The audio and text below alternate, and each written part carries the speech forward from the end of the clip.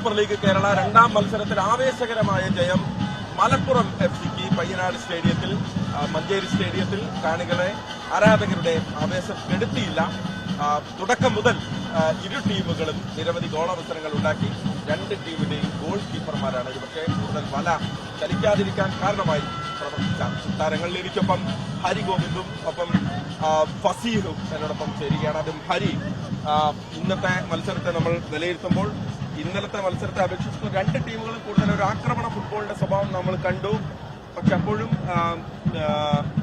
മലപ്പുറത്തിന്റെ പ്രതിരോധവും ഒപ്പം തൃശ്ശൂരിന്റെ മധ്യത്തിനെയും തമ്മിൽ ഏറ്റുമുട്ടലുണ്ടായി.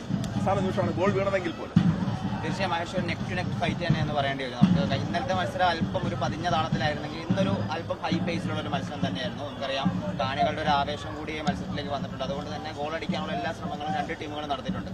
അപ്പം തൃശ്ശൂരിൽ തോറ്റെങ്കിൽ പോലും അവരുടെ ഭാഗത്തുനിന്ന് ഒരു എവേ മത്സരമാണ് ഇത്രയും വലിയ കാണികളുടെ മുന്നിൽ കളിക്കുന്നതെങ്കിൽ പോലും ഒരു നല്ല മത്സരം അവരുടെ ഭാഗത്ത് ഉണ്ടായിട്ടുണ്ട്. മലപ്പുറത്തിനെ കുറിച്ച് പറയുമ്പോൾ അവർക്ക് കിട്ടിയ കുറേ അവസരങ്ങൾ അവർ പാഴാക്കി. അത് മുതലാക്കിയായിരുന്നെങ്കിൽ ഒരുപക്ഷെ ഇതിലും വലിയ വിജയമാർക്ക് സ്വന്തമാക്കാൻ കഴിഞ്ഞാൽ. റോയ് കൃഷ്ണ ഒരു പെനാൽറ്റി ഗോൾ നേടിയെങ്കിൽ പോലും ISLൊക്കെ കണ്ട ആ ഒരു ഫയർ അദ്ദേഹത്തിന്റെ കളിയിൽ ഇന്ന് നമുക്ക് കാണാൻ കഴിയില്ല. ഒരുപക്ഷെ ഈ ഒരു ക്ലൈമറ്റിലൊക്കെ അഡാപ്റ്റ് ആവുന്നുണ്ടാവുള്ളൂ. അപ്പോൾ വരും മത്സരങ്ങളിൽ അദ്ദേഹത്തിന്റെ ഭാഗത്ത് ഒരു വലിയ പ്രകടനം നമ്മൾ പ്രതീക്ഷിക്കുന്നുണ്ട്.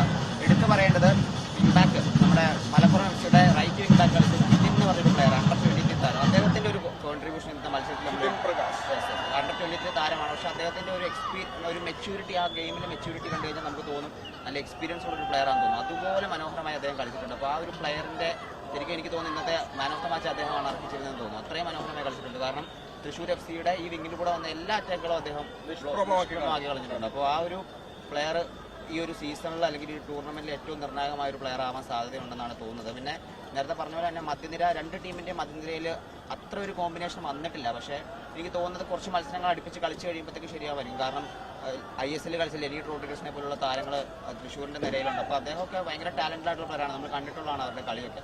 മറിച്ച് മലപ്പുറത്തിലേക്ക് വന്നു കഴിഞ്ഞാൽ അവരുടെ ഗനീനികം കഴിഞ്ഞ ടൂർണമെന്റിൽ ഏറ്റവും മികച്ച രീതിയിൽ കളിച്ചൊരു പ്ലെയറാണ്. ഗനീനികമൊക്കെ മിഡ്ഫീൽഡിൽ അനായാസം കളിക്കാൻ കഴിയുന്ന താരമാണ്. അപ്പോൾ അവരുടെ ഒരു കോമ്പിനേഷൻ വർക്കാവാത്തതിന്റെ ഒരു പ്രശ്നമുണ്ട്. അത് വരും മത്സരങ്ങൾ ഉറപ്പായും അത് വർക്കാവും. ഒരു യങ് കോച്ചാണ്, ഒരു അഗ്രസീവ് മൈൻഡ് സെറ്റുള്ള കോച്ചാണ്. അപ്പോൾ ഒരു അറ്റാക്കിംഗ് ഫുട്ബോൾ തന്നെയാണ് മലപ്പുറം കളിക്കുന്നത്. അപ്പോൾ ഇത്തവണ എന്തുകൊണ്ടും മലപ്പുറം കഴിഞ്ഞ പ്രാവശ്യത്തെ എല്ലാ ഒരു സങ്കടം ഈ വർഷം മാറ്റാനുള്ള ഒരു ഉറച്ചു തന്നെയാണ് ഇറങ്ങുന്നത്. തൃശ്ശൂരും കഴിഞ്ഞ വർഷത്തെ ടീമിനെ സംബന്ധിച്ച് ഏറെ ബെറ്റർ ആയിട്ടുള്ള ടീമാണ്. കഴിഞ്ഞ വർഷം തൃശ്ശൂർ വളരെ ഒരു ആവറേജിൽ താഴെയുള്ള ഒരു പെർഫോമൻസ് ആയിരുന്നു കാഴ്ചവെച്ചത്. പക്ഷേ ഈ ടൂർണമെന്റിൽ അവരും അവരുടെ ഒരു വരവ് അറിയിച്ചു. തോറ്റെങ്കിൽ പോലും അവരുടെ ഒരു വരവ് അറിയിച്ചിട്ടുണ്ടെന്ന് തന്നെയാണ് എനിക്ക് തോന്നുന്നത്. ഓക്കെ, അതാണ് ഹരി പറഞ്ഞതിൽ ഒരു കാര്യം.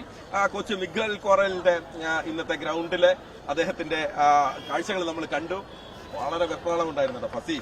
അതായത് ഒരു കോച്ച് എത്രത്തോളം ടെൻഷൻ അടിക്കാമോ അത് മുഴുവൻ ഉണ്ടായിരുന്നു എന്നുള്ളതാണ്. ഫസി, എനിക്കുള്ള ചോദ്യം, ഈ കളിയുടെ പേസ് ആകെ മാറിയത് 65-ാം മിനിറ്റിൽ കെന്നഡി ഇറങ്ങിയതോട് കൂടിയാണ്. അതോടുകൂടിയാണ് മലപ്പുറത്തിന്റെ ഒരു വേഗം കൂടുന്നത്. എന്തുകൊണ്ടാണ് കെന്നഡിയുടെ കഴിഞ്ഞ വർഷം കോഴിക്കോട് കളിച്ച പ്ലെയറിനെ മലപ്പുറം ഈ വർഷം ടീമിൽ എത്തിച്ചതെന്നുള്ളത് കെന്നഡി അവസാനത്തെ 30 മിനിറ്റിൽ തെളിയിച്ചിട്ടുണ്ട്. ആള് വന്നതോടുകൂടി മലപ്പുറത്തിന്റെ മുന്നിലുള്ള പേസ് മാറി. റോയ് കൃഷ്ണ കുറച്ചുകൂടി സ്പേസ് കിട്ടാൻ തുടങ്ങി.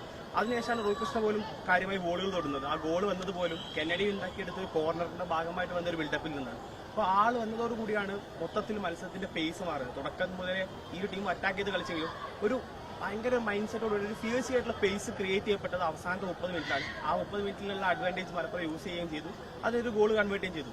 ആളുടെ ഒരു റോള് ഭയങ്കര ഇമ്പോർട്ടന്റ് ആണ്. ഒരു പക്ഷേ വിന്നർ ഗോൾ അടിച്ചതുകൊണ്ട് Roy Krishna man of the match ആയി എങ്ങനെയെങ്കിലും ഈ ഒരു മത്സരത്തിന്റെ താളം മൊത്തത്തിൽ മാറ്റി എന്നുള്ളത് കെന്നഡിക്ക് അർഹിച്ച ഒരു മത്സരമാണ്. അതായത് ഈ ഒരു മത്സരം എഴുതപ്പെടേണ്ടത് കെന്നഡിയുടെ പേരിൽ കൂടിയാണ്.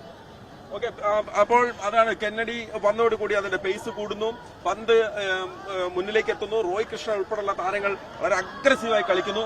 അപ്പോഴും നമ്മൾ പറയേണ്ട ഒരു പേര്, ഒരു പക്ഷേ നമ്മൾ മറന്നു പോകാതിരിക്കാനുള്ള ഒരു പേര് ഇന്ന് കമാലിന്റേതാണ്. തൃശ്ശൂരിന്റെ ഗോൾ കീപ്പർ, കേവലം 20 വയസ്സിന് താഴെ പ്രായമുള്ള കമാൽ എന്ന് പറയേണ്ടി വരും. അദ്ദേഹത്തിന്റെ പ്രകടനത്തെ അതിമനോഹരമായ പ്രകടനമാണ്. കാരണം റോയ് കൃഷ്ണ ഉൾപ്പെടെ കെന്നഡി ഉൾപ്പെടെ ശ്രദ്ധിക്കേണ്ട കാര്യം, ലക്ഷ്മികാന്ത് കട്ടിമണിയെ പോലെ എക്സ്പീരിയൻസ്ഡ് കീപ്പർ ആ ടീമിൽ ഉണ്ടായിട്ടും അദ്ദേഹം ഫസ്റ്റ് ലെവലിൽ നിന്ന് കളിച്ചു എന്നുള്ളത് അത് തന്നെയാണ് അദ്ദേഹത്തിന്റെ ടാലന്റ് നമുക്ക് വ്യക്തമാണ്. കഴിഞ്ഞ ദിവസം നമ്മൾ ഹരി തെക്കൻകാട് മൈതാനത്ത് വെച്ച് കമാലുമായി സംസാരിച്ചപ്പോൾ ഇത്രയും നല്ലൊരു ടാലന്റ് ഉള്ള ഒരു താരമാണ് എന്ന് നമുക്ക് തോന്നി. കാരണം വളരെ പതിഞ്ഞ ശബ്ദത്തിൽ അത്ര ഒരു മിതമായി സംസാരിക്കുന്നു, അധികം ഒരു ആക്റ്റീവ് അല്ലാത്തൊരു പ്ലെയർ. പക്ഷെ ഗ്രൗണ്ടിൽ അദ്ദേഹം പുലിയാണ് കമാൽ, പറയാതിരിക്കാൻ വയ്യ. ഈ മത്സരം തൃശ്ശൂർ പരാജയപ്പെട്ടെങ്കിലും ഫസി, ഈ മത്സരം തൃശ്ശൂർ പരാജയം ചില സൂചനകള് തൃശ്ശൂര് തന്നിട്ടാണ് പോകുന്നത്. അതിലേറ്റവും പ്രധാനപ്പെട്ട ഒരു കാര്യം ജോപ്പോൾ അഞ്ചേരി ഉൾപ്പെടെയുള്ളവരുടെ വരവാണ്. തൃശ്ശൂരാകെ മാറിയിട്ടുണ്ട്, അടിമുടി മാറിയിട്ടുണ്ട്. നമുക്ക് മനസ്സിലാകും മാർക്കസ് ജോസഫിനെ പോലുള്ള താരങ്ങളെ സ്ക്വാഡിലേക്ക് എത്തിച്ചതോടുകൂടി മുന്നേറ്റത്തിൽ ഒരു നല്ല പേസ് ക്രിയേറ്റ് ചെയ്യാൻ എന്ത് പറ്റിയിട്ടുണ്ട്, തൃശ്ശൂരിനെ കൊണ്ടായിട്ടുണ്ട്. മാർക്കസ് ജോസഫ് റൈറ്റ് വിങ്ങിലായാലും ലെഫ്റ്റ് വിങ്ങിലായാലും സ്ട്രൈക്കറായിട്ട് എല്ലാ റോളിലും ഒരു ഈക്വലി കോൺട്രിബ്യൂട്ട് ചെയ്തിട്ടുള്ള പ്ലെയറാണ്. ചെറിയ ചെറിയ മിസ്സുകൾ കാരണം ഗോൾ കൺവേർട്ട് ചെയ്യാൻ പറ്റിയിട്ടില്ല എന്നുണ്ടെങ്കിലും കൃത്യമായിട്ടുള്ള ആളുടെ ഒരു സാന്നിധ്യം ആൾ ഗ്രൗണ്ടിൽ അറിയിച്ചിട്ടുണ്ട്. ജോ പോളഞ്ചേരിയെ പോലുള്ള എക്സ്പീരിയൻസ്ഡ് ആയിട്ടുള്ള കോച്ചസിന്റെ വരവോടുകൂടി കഴിഞ്ഞ വർഷത്തെ പെർഫോമൻസിൽ നിന്നും ഒരുപാട് മാറ്റങ്ങൾ എന്തുണ്ടായിട്ടുണ്ട് തൃശ്ശൂരിന്റെ ഭാഗത്തു നിന്ന് ഉണ്ടായിട്ടുണ്ട്. അതുപോലെ തന്നെ നമുക്ക് എടുത്തു പറയേണ്ട ഒരു പ്ലെയറാണ് മലപ്പുറം എഫ് സിയുടെ ഗോൾ കീപ്പർ അസർ ഗോളെന്ന് ഉറപ്പിച്ച് ഒരുപാട് ഷോട്ടുകൾ സേവ് ചെയ്യും. മത്സരത്തിൽ മലപ്പുറത്തിന്റെ ക്ലീൻ ഷീറ്റ് കീപ്പ് ചെയ്തതിൽ ഒരു ഏറ്റവും ഇമ്പോർട്ടന്റ് ആയിട്ടുള്ള പേരാണ് അസറിന്റേത്. അസറിന്റെ പ്രകടനവും നമ്മൾ എടുത്തു പറയേണ്ടതാണ്. രണ്ട് ഗോൾ കീപ്പർമാരും ഒരേപോലെ പെർഫോം ചെയ്ത മത്സരം നേരിയൊരു വ്യത്യാസത്തിൽ മലപ്പുറം വിജയിച്ചു കയറുന്നു. മാത്രമല്ല റോയ് കൃഷ്ണയുടെ പെനാൽറ്റിയും കൃത്യമായി ജഡ്ജ് ചെയ്തിരുന്നു. ഒരു നേരിയ വ്യത്യാസത്തിലാണ്, ഒരു ടൈമിങ്ങിന്റെ ഒരു ചെറിയ വ്യത്യാസത്തിലാണ് ആ പന്ത് കമാലിന്റെ കൈകളിൽ തട്ടാതെ പോയത്. ഞാൻ ഈ മത്സരത്തിനിടയിൽ നമ്മുടെ കമന്റേറ്റർ ശ്രീനാഥ് മധുകുമാർ നമ്മളോട് വന്ന് സംസാരിച്ചിരുന്നു. അദ്ദേഹം തൃശ്ശൂരിന്റെ പ്രകടനത്തെ വിലയിരുത്തിയത് എങ്ങനെയാണെന്ന് വെച്ച് കഴിഞ്ഞാൽ കിത്സുഗി എന്ന് പറയുന്ന ഒരു ജാപ്പനീസ് വാക്ക്, അതായത് പൊട്ടിയ പാത്രങ്ങൾ സ്വർണം കൊണ്ട് വിളക്കുന്ന രീതി എന്നാണ് പറഞ്ഞത്. തൃശ്ശൂർ കഴിഞ്ഞ തവണ പൊട്ടിച്ചിതറിയ മൺപാത്രമായിരുന്നു. അതിനെ സ്വർണം കൊണ്ട് വിളക്കാൻ ഇത്തവണ ജോപ്പുകൾ അഞ്ചേരി എത്തി, റഷ്യയിൽ നിന്നൊരു കോച്ചെത്തി. അങ്ങനെ തൃശ്ശൂർ തോറ്റാലും തല ഉയർത്തിയാണ് മലപ്പുറത്ത് നിന്ന് തൃശ്ശൂർ മടങ്ങുന്നത്. എന്തായാലും SLKയുടെ രണ്ടാം മത്സരം നമ്മൾ പ്രതീക്ഷിച്ചതിനെക്കാട്ടും വലിയ ആവേശത്തോടു കൂടിയാണ് വന്നത്. പോരാട്ടങ്ങൾ ഇനിയും തുടരും.